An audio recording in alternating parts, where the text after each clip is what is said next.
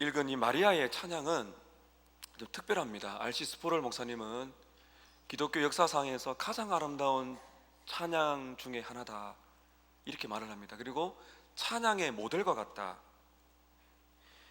지금 이 마리아가 우리가 읽은 이 시를 10대에 지었습니다. 왜냐하면 처녀의 몸에서 예수님을 가졌어요.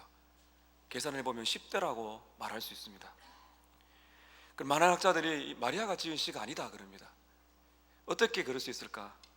근데 우리가 말씀에 이제 1장부터 쭉 읽어보게 되면 이 마리아는 하나님의 말씀에 푹 잠겨 있는 사람입니다.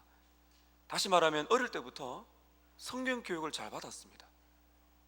그래서 갑작스럽게 이런 시상이 떠오른 것이 아니라 하나님의 말씀을 사랑하고 그리고 메시아를 기다렸다는 것이죠. 이스라엘 백성들은 구약 마지막 선지자 말라기 이후로 400년간을 메시아를 기다렸어요. 근데 갑자기 하루는 천사가 가브리엘이 마리아를 찾아와서 엄청난 이야기를 합니다. 여러분, 앞선 말씀 30절, 31절 보도록 하겠습니다. 30절에 보니까 천사 이르되 마리아여 무서워하지 말라. 내가 하나님께 은혜를 입었느니라. 보라 내가 잉태하여 아들을 낳으리니 그 이름을 예수라 하라. 32절에 보게 되면 큰 자가 되고 지극히 높으시니 아들이라 일컬을 것이요 주 하나님께서 그 조상 다윗의 왕위를 그에게 주시리니 영원히 야곱의 집을 왕으로 다스릴 것이며 그 나라가 무궁하리라. 마리아가 갑자기 들은 소식이 무엇인가요? 400년 기다렸던 메시아가 지금 누구를 통해 오신다는 겁니까? 자기를 통하여 메시아가 온다는 이 엄청난 소식을 들었습니다. 아마 굉장한 충격이었을 거예요. 어떻게 천어인 나의 몸을 통해서 구주가 오시는가? 37절 보십시오. 하나님의 모든 말씀은 능하지 못하심이 없느니라. 마리아가 이르되 주의 여종이오니 말씀대로 내게 이루어지이다 하며 천사가 떠나니라. 하나님께서 천사를 보내어 마리아의 몸을 통해서 예수가 올 것이다, 구주가 올 것이라고 말해 주었습니다. 그리고 나서 39절부터 보게 되면 엘리사벳이 방문하게 되는데 이 엘리사벳이 마리아를 축복합니다. 구주를 낳은 태가 복이 있다. 32절에 보면 여자 중에 내가 복이 있으며 내 태 중에 아이도 복이 있도다. 45절입니다. 주께서 하신 말씀이 반드시 이루어지리라고 믿은 그 여자에게 복이 있도다. 얼마의 시간이 지났는지 모르지만 마리아에는 평생에 누려보지 못한 큰 축복을 지금 엄청난 성령의 충만을 받고 그 예수께서 자기의 몸을 통해 오신다는 소식을 듣고 나서는 마음에 풍성한 은혜로 찬양을 토해내게 됩니다.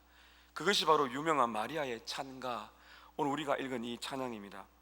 여러분, 제가 이 밤에 이 말씀을 담은 이유가 있는데요, 성탄을 맞이하면서 반드시 우리가 들어야 될 찬송의 내용이 여기에 있기 때문입니다. 오늘 우리 예루살렘 찬양대뿐만 아니라 함께 찬양하시는 여러분들의 입에서 오늘 마리아의 찬양이 터져 나오시기를 축복합니다. 첫 번째는 하나님을 찬양하는 표현을 한번 보도록 하겠습니다. 마리아가 하나님을 어떻게 찬양하는가? 46절 보십시오. 마리아가 이르되, 자 읽습니다. 시작. 내 영혼이 주를 찬양하며 내 마음이 하나님 내 구주를 기뻐하였으면. 네, 여기 보시게 되면 이 47절에 46절 하반절에서 47절에 보시게 되면 마리아가 찬양하는 이 표현이 나와요. 내 영혼이 주님을 어떻게 한다고요? 찬양하며. 영혼이란 건 나의 중심을 말합니다. 내 마음이 내 구주를 어떻게 한다고요? 기뻐한다는 것입니다. 여기 보시게 되면 이 찬양한다는 것은 우리가 노래한다는 그런 뜻이 아니라 매그니파이입니다. 헬라어로 메갈루노, 높인다, 크게 한다, 광대하게 한다, 존귀하게 한다, 높여드린다는 뜻이죠. 단순히 하나님을 찬양합니다 그런 뜻이 아니에요. 마음에 있는 폭탄이 터지는 것처럼 하나님은 위대하시다, 하나님은 광대하시다, 마음 다해서 하나님을 높여드리는 그 엄청난 이 메가 폭탄이 터지는 것처럼 마음에서 하나님의 영광을 돌린다, 영광을 돌린다는 뜻입니다. 그런데 이어서 하는 것이 내 마음이 내 하나님 구주를 기뻐한다. 여러분, 영광과 이 기쁨 어디서 많이 나오는 표현입니까? 서유를 문답 1번에 보면 인생의 목적이 무엇입니까? 하나님을 영화롭게 하고 그리고 영원토록 하나님을 즐거워하는 것이다. 이것을 존 파이프 목사님은 하나로 만들었어요. 내가 하나님을 기뻐함으로써 하나님을 영화롭게 합니다. 여러분이 성탄을 맞이하여서 오늘 찬양대가 찬양할 때 드려야 되는 찬양의 표현, 최고의 표현은 여러분이 구주를 기뻐하는 것입니다. 기쁨이에요. 기쁘다, 구주 오셨네. 그 기쁨이, 주님을 즐거워함이 하나님을 높여드리는 것입니다. 말할 수 없는 마음에 터져나오는 기쁨이 마리아에게 있었습니다. 내 영혼이 주를 찬양하며 내 마음이 하나님 내 구주를 기뻐합니다. 몇 년을 기다렸다고요? 몇 년을 기다렸습니까? 400년을 기다렸어요. 여러분 생각해봐요. 여러분이 마리아야라고 생각해 보세요. 400년을 기다렸는데 그 구주를 기다리고 있는데 그 구주가 자기를 통해 온다는 거죠. 이것은 보통 충격이 아닙니다. 천사가 나타나고 엘리사벳이 증거해 주면서 믿으라고 말해주는데 그 마음에 확증이 오면서 말할 수 없는 기쁨이 하나님께 영광을 탄성이 나오는 것입니다. 여러분은 예수님을 기다리고 있습니까? 구주를 만나셨습니까? 우리는 마리아보다 더 낫습니다. 왜냐하면 이미 주님이 오셨기 때문입니다. 그러면 우리가 찬양하는 이 성탄의 찬양은 반드시 기쁨입니다. 여러분 기도하셔야 됩니다. 주님을 즐거워하세요. 즐거워하세요. 주님을 즐거워하세요. 그분을 높이세요.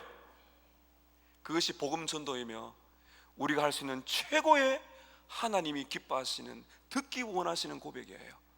오늘 나의 상황이 어떻든지 내가 내 하나님 구주를 기뻐함으로써 하나님을 높여드리는 것, 이것이 우리 인생의 최고의 목적인데요, 마리아가 이렇게 고백하고 있습니다. 두 번째입니다. 기쁨으로 하나님을 찬양하는 이유가 무엇일까? 마리아가 이렇게 기쁨으로 하나님을 영화롭게 하는 이유가 무엇일까?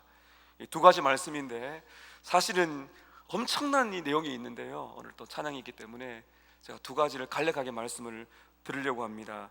한번 따라 하실까요? 하나님은, 다시 예수님은 나의 구주이십니다. 예수님은 하나님이시며 그분은 나의 구주시라는 사실 때문에 마리아가 이렇게 즐거워하고 있습니다. 다시 한번 여러분 보십시오. 내 영혼이 주를 찬양하며 내 마음이 하나님 내 누구를요? 나의 누구를요? 구주를 기뻐합니다. 천주교에서는 마리아를 특별한 존재로 높입니다. 평생 무죄설, 이렇게까지 말을 하죠. 마리아는 평생 무죄하다. 성모, 그 성모에게 기도하고 특별한 존재로 올립니다. 그럼 여러분, 마리아는 그렇게 말한 적이 없어요. 지금 마리아가 뭐라고 말하는지 아세요? 잘 들으십시오. 나는 죄인입니다. 나는 죄인입니다. 나는 구주가 필요합니다. 내 마음이 하나님 내 구주를 기뻐합니다. 마리아는 죄인이에요. 마리아도 구주가 필요하다는 것입니다. 나는 성모인데 예수님을, 내가 만왕의 왕을 내 태에서 낳는데 그 자랑할 것이 아니라는 것이죠. 내 하나님 내 구주를 내가 기뻐합니다. 다시 한번 말씀 보십시다. 28절 보십시오. 천사가 이렇게 말합니다. 무엇을 받은 자여? 은혜를 받은 자여. 30절에 마리아여 무서워하지 말라. 내가 하나님께 무엇을 얻었느니라? 은혜를 얻었느니라. 이 은혜를 받은 자의 고백을 보십시다. 36절 마리아가 이르되 나는 누구라고요? 38절 보십시오. 마리아는 누구라 말합니까? 주의 여종입니다. 마리아는 자기를 높인 적이 없어요. 마리아는 죄인입니다. 사람이 그것을 만들어낸 것이에요. 성모는 완벽하지 않습니다. 마리아가 왜 그렇게 기뻐합니까? I need my Savior. 여러분, 구주가 필요하십니까? 구주가 필요 없는 인생은 구주를 기뻐하지 않습니다. 마리아는 내 구주를 내가 기뻐한다고 말하고 있습니다. 48절 보십시오. 그의 여종의 비천함을 돌보셨습니다. 마리아는 자기가 어떤 존재인지를 알았습니다. 나는 비천합니다. 나는 그 은혜를 입을 자격이 없습니다. 어떻게 저의 몸을 통해서 만왕의 왕 주님이 오십니까? 그것도 황송한 일인데 그의 고백은 여종입니다. 나는 구주가 필요합니다. 따라하십시다. 나에게는 구주가 필요합니다. 나는 구주가 필요합니다. 나는 죄인입니다. 성탄은 이것을 묵상하는 것입니다. 주님이 이 땅에 오신 이유, 오셔서 죽으시고 부활하신 것은 우리에게 그것을 말하는 것입니다. 나는 너의 구주다. 나는 구주가 필요합니다. 나는 죄인입니다. 비천한 나를 주님이 돌아보셔서 나 같은 죄인을 살리기 위해서 오셨습니다. 이 고백이 우리에게 있을 때 우리는 말할 수 없는 기쁨이 오게 되는 것입니다. 마리아가 기쁨으로 하나님을 찬양한 두 번째 이유는 교만한 자를 낮추시고 겸손한 자를 높이시기 때문입니다. 잘 들으십시오. 마리아가 기뻐 찬양한 이유는 교만한 자를 낮추시고 겸손한 자를 올리시기 때문에 마리아가 기뻐하고 있습니다. 세상을 보세요. 자기 중심성으로 자기를 높이고 그렇게 살아가는 사람이 얼마나 많습니까? 권력과 명예를 쥐고 호령하는 사람이 얼마나 많습니까? 예수님을 필요로 하지 않으면서 이 땅을 살아가는 사람들이 너무나 많습니다. 하나님께서는 그런 사람들을 낮추실 것입니다. 그리고 마귀를 하나님께서는 깨뜨리실 것입니다. 이런 말씀 한번 보실까요? 51절 보십시오. 51절에 그의 팔로 힘을 보이사 마음의 생각이 어떠한 자들을요? 교만한 자를 흩으십니다. 예수님이 오신 이유가 무엇입니까? 마음이 교만한 자들을 깨뜨리시기 위함인 것입니다. 52절에 권세 있는 자를 그 위에서 내리치실 것이다. 53절에 부자는 빈손으로 돌려보내실 것이다. 하나님 없이 자기 만족으로 자기 인생을 살아가는, 자기 부유함을 따라 살아가고 권세를 쫓고 살아가고 교만하여서 하나님 없이 살아가는 그 모든 교만한 자들을 하나님께서 낮추시기 때문에 마리아가 기뻐하고 있습니다. 여러분, 세상을 보십시오. 이것이 주님이 오신 이유입니다. 이 땅의 역사를 바라보십시오.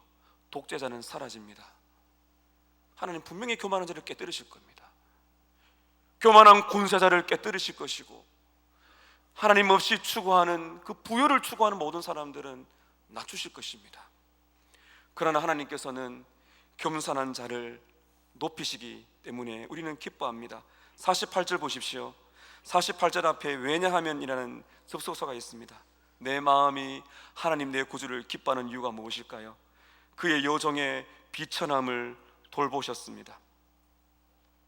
50절에 긍휼하심이 누구에게 임하십니까?